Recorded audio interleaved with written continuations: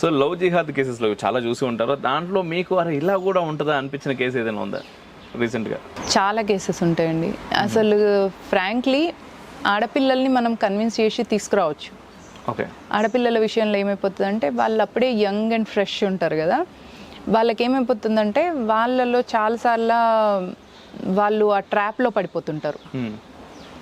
ఆ ట్రాప్లో పడినప్పుడు మోస్ట్ ఆఫ్ ద టైమ్స్ అమ్మాయిలు ఏమైపోతుందంటే వాళ్ళు డేట్స్ అట్లాంటివి చేసేంత ధైర్యానికి వెళ్ళరు, తక్కువ ఉంటాయి. ఎక్సెప్షనల్ కేసెస్లలో వెళ్ళిపోవడం ఉంటుంది. పెళ్ళైన వాళ్ళని కూడా ట్రాప్ చేసినప్పుడు ఏమైపోతుందంటే ఆ ట్రాప్లో లిమిట్ ఉండదు అనమాట, లిమిట్లెస్ ఉంటుంది. అట్లాంటప్పుడు వాళ్ళని తీసుకురావడం కష్టమవుతుంది. వాళ్ళని తీసుకొచ్చిన తర్వాత కన్విన్స్ చేసి మళ్ళీ వాళ్ళ ఫ్యామిలీతో కలపడం ఇంకా కష్టం అవుతుంది. ఈ టైంలో వాళ్ళు సింగిల్గా ఉండిపోతున్నారు అనమాట. ఇంకా పిల్లలు పాడైపోతున్నారు, పిల్లల ఫ్యూచర్ పాడైపోతుంది ఈ కేసెస్లో, ఇందాక చెప్పిన లాంటి కేసెస్.